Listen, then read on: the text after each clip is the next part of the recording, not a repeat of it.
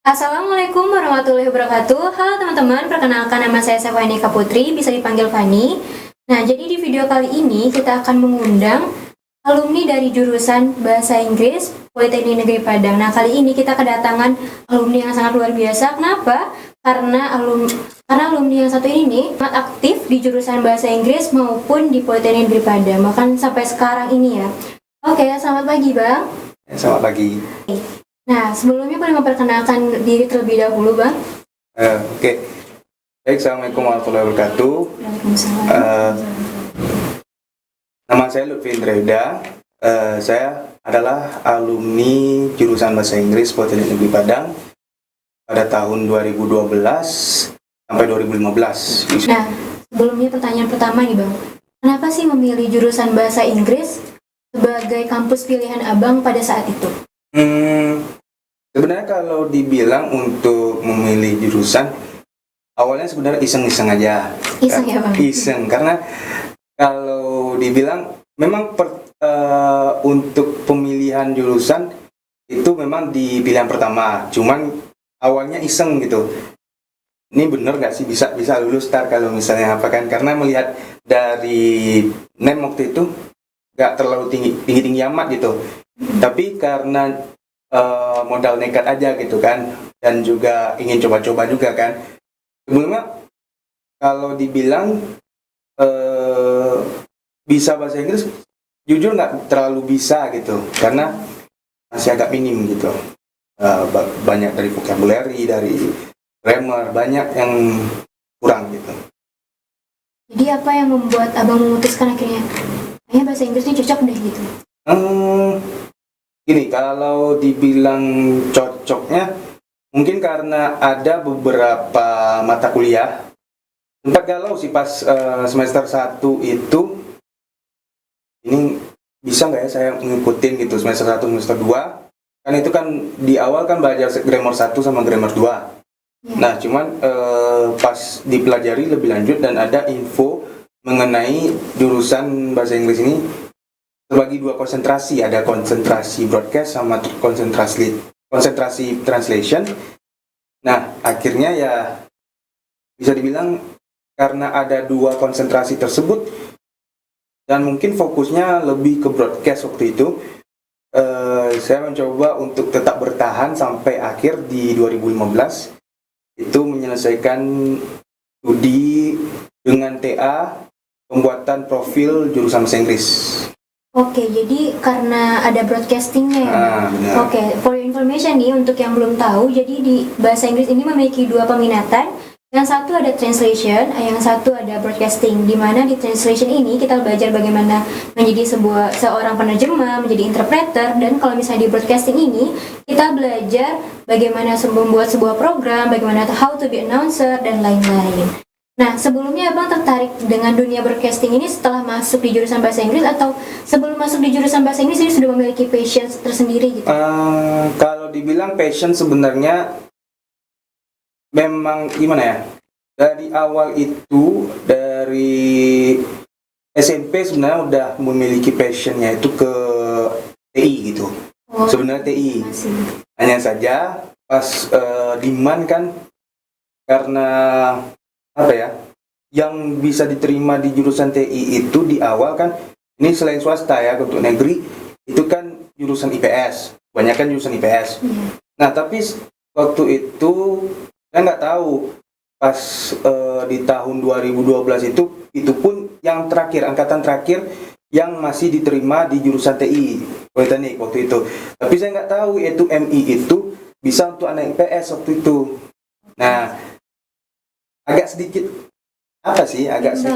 kesel gitu, atau nyesal gitu, tapi ya udahlah gitu, dipikir-pikir lagi, karena di jurusan kita ada broadcast, di jurusan bahasa Inggris ada broadcast, ada penyiaran, jadi saya jadi mikir bahwasanya untuk di jurusan ini mungkin bisa nih gitu dieksplor.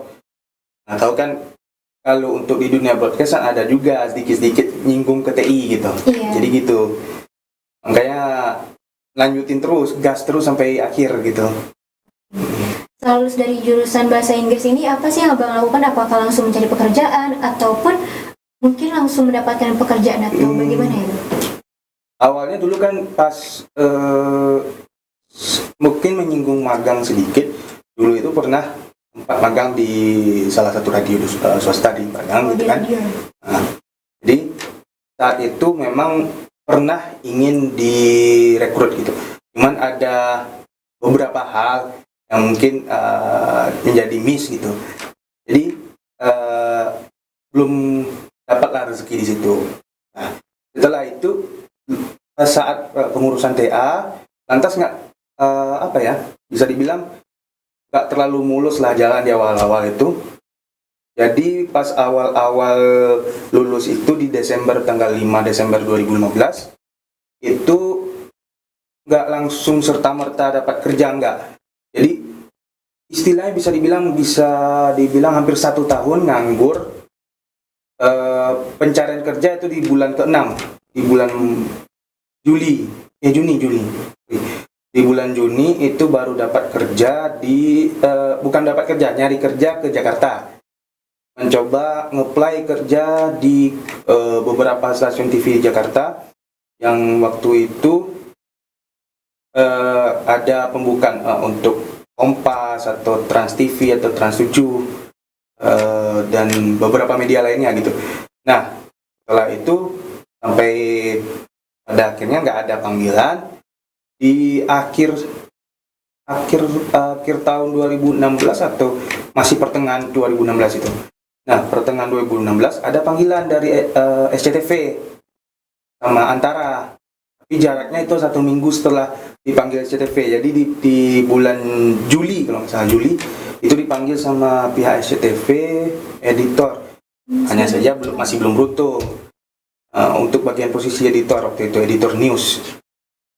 Tapi masih belum beruntung. Terus di Antara seminggu kemudian itu bagian editor juga, cuman masih belum beruntung. Bisa dikatakan masih jadi job seeker lah sampai 2016 akhir gitu. Jadi di 2016 akhir itu, di bulan Desember akhir, saya nyoba apply di salah satu TV di Padang, tapi base-nya di satelit gitu. Dia nggak beroperasionalnya nggak kayak TV biasa, kayak TV analog gitu atau TV digital. Nah, dia base-nya ke satelit gitu. Nah, saya nyoba apply di editor dan alhamdulillah terima. TV satelit itu ya? Ya, di tahun 2017 waktu itu.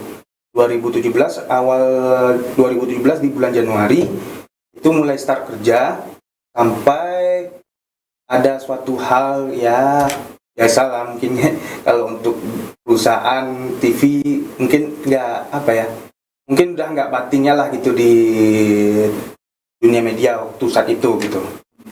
Nah, jadi berhenti di September 2017 sorry, itu jadi job seeker lagi gitu.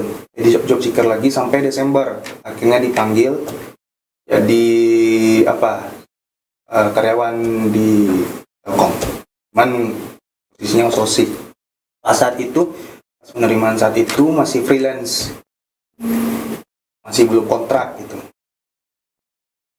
Oke, jadi sampai akhirnya abang bekerja di perusahaan Telkom ya? Iya. Perusahaan Telkom ini apa sih relasinya dengan jurusan bahasa Inggris sebenarnya bang?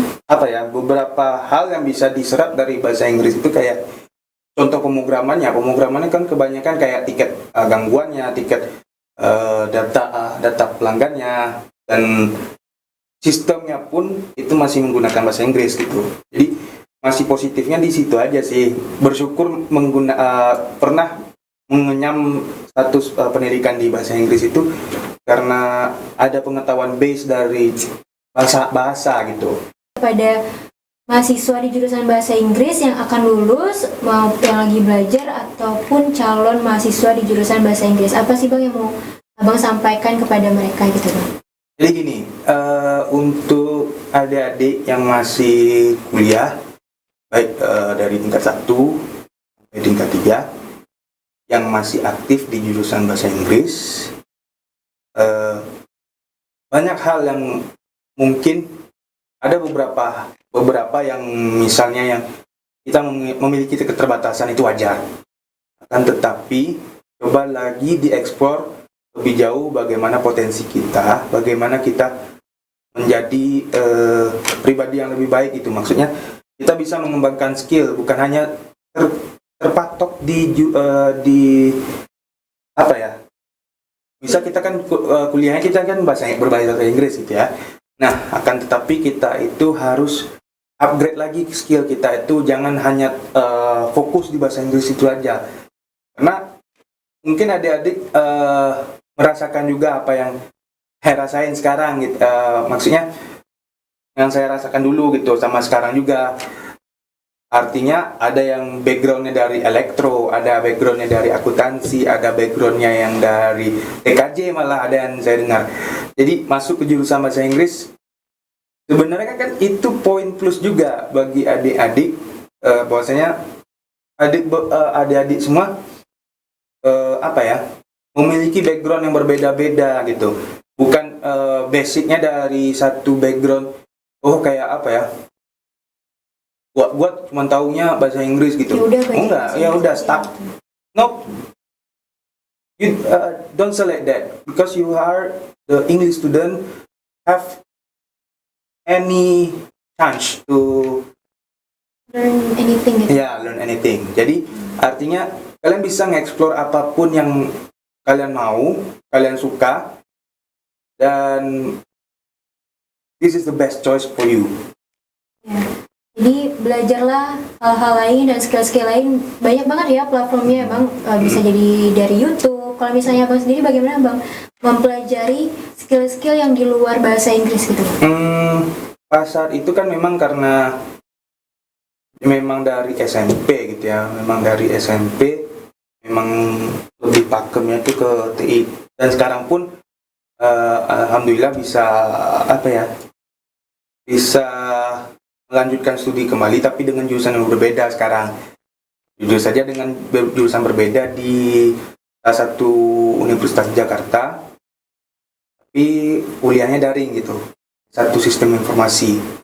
Nah, saat ini dari itu pun saya mencoba mengeksplornya mungkin dari YouTube atau belajar sendiri gitu, otodidak gitu, secara otodidak nge-operate beberapa hal gitu, misal kayak ada Premiere, kayak ada After Effects gitu, dan beberapa skill lainnya gitu. Selama berkuliah di jurusan bahasa Inggris atau sesudah kuliah di jurusan bahasa Inggris ini, ada nggak Bang pengalaman yang menarik gitu buat Abang? Pengalaman menarik mungkin ya kayak ikut organisasi gitu ya, organisasi pertama, terus setelah itu memang broadcasting. Nah, di ikut organisasi itu jadi gini, kadang kan ada beberapa adik-adik ini yang berpikiran nggak penting itu, organisasi itu nggak penting, itu apalah itu ngabisin waktu gitu. Cuman ya kalau dibilang memang benar ngabisin waktu, memang benar. Cuman that's a good waste time gitu. Jadi artinya nggak sia-sia aja gitu ngikutin organisasi itu, bisa nge-explore nge-explore diri kita, bagaimana cara kita untuk bersosialisasi ya. Kita bisa bersosialisasi dengan UKM lain gitu, dengan hima lain gitu. Bagaimana kita bisa nge-explore diri kita sendiri gitu. Lebih kan kita kan awalnya, misalnya Abang pribadi nih, dulu awalnya jujur introvert gitu, jujur introvert nggak ekstrovert gitu. Jadi setelah ikut organisasi itu sedikit banyaknya belajar gitu, bagaimana how to manage yourself, how to manage your team, how to manage your member gitu. Jadi artinya bagaimana kita mengelola orang itu dapat di selama perkuliahan gitu, pertama. Terus yang kedua di jurusan tadi saya sempat menyinggung broadcast gitu, untuk pengalaman yang yang nggak kelupakan gitu, yang menarik sama berada di jurusan bahasa Inggris. Jadi di tahun kemarin itu kan dipercaya sama Pak Yandri dan PNP itu Politeknik. Nah itu kan dipercaya jadi operator gitu, orang belakang layar dari wisuda kemarin. Nah wisuda 31 Oktober kemarin itu alhamdulillah dipercaya dan ditelepon langsung gitu. Jujur itu awal banget gitu megang ini setelah jadi alumni pengalaman yang berkesan, bukan sekedar di kuliah aja gitu, pengalaman yang berkesan banget gitu. Di waktu kuliah dapat ilmu dari broadcast, alhamdulillah gitu, dan kebawa gitu sampai akhirnya diminta sama Pak Boyan itu setelah udah lepas jadi mahasiswa gitu, jadi alumni gitu. Ya alhamdulillah memang Politeknik sangat apresiasi gitu. Kalau dibilang Politeknik sangat mengapresiasi bagaimana mahasiswanya berkarya gitu, bagaimana mahasiswanya mengeksplor dirinya, sangat menginspirasi bagi saya di Politeknik. Oke, nah dengar-dengar nih ya Bang, ternyata Abang juga menjadi voice over untuk beberapa program ya Bang. Apa aja sih Bang bisa diceritakan dan bagaimana cara Abang belajar menjadi seorang voice over gitu? Dulu ya, jadi pernah jadi voice over untuk pertama waktu masih kuliah itu kan untuk program untuk program radio gitu, untuk program radio kita, radio bahasa Inggris gitu kan, di Politeknik FM. Bang pernah ngisi suara untuk beberapa program, misalnya kayak Politeknik News atau apa gitu. Jadi itu bisa dibilang untuk voice over itu Bang pribadi belajar banyak dari radio. Karena kan mendengarkan radio? Bukan, kita kan di jurusan kan memang ada pembelajaran radio broadcasting. Jadi workshop on radio broadcast. Jadi pengasahan ilmu voice over itu pun di radio gitu. Terus setelah itu selain daripada radio terakhir itu kan penyusunan tugas akhir. Penyusunan tugas akhir kan itu kan otomatis kita sendiri tuh yang ngisi suara untuk tugas akhir gitu. Nah, itu dilatih gimana cara bicara gitu. Nah, terus sewaktu juga kerja di TV itu memang diminta jadi voice over untuk setiap program gitu. Jadi artinya karena saat itu mungkin karakteristik suara Bang dirasa sama TV tersebut cocok gitu. Jadi beberapa program seperti untuk program news atau program iklan gitu, itu yang ngisi suara Abang pas saat itu. Nah, jadi cara ngelatihnya itu sendiri memang sebenarnya kan ada beberapa orang yang mengatakan tantangannya makan gorengan, makan ini. Ya, kalau misalnya kita mau ngisi suara, kita nggak boleh makan goreng dulu atau makan yang minum es gitu. Minum air putih yang ada mengandung es gitu. Nah, itu kan nggak boleh. Sebenarnya itu benar gitu. Cuman dalam kondisi tertentu gitu. Bagi Bang sih nggak terlalu berpengaruh banget gitu. Cuman memang ada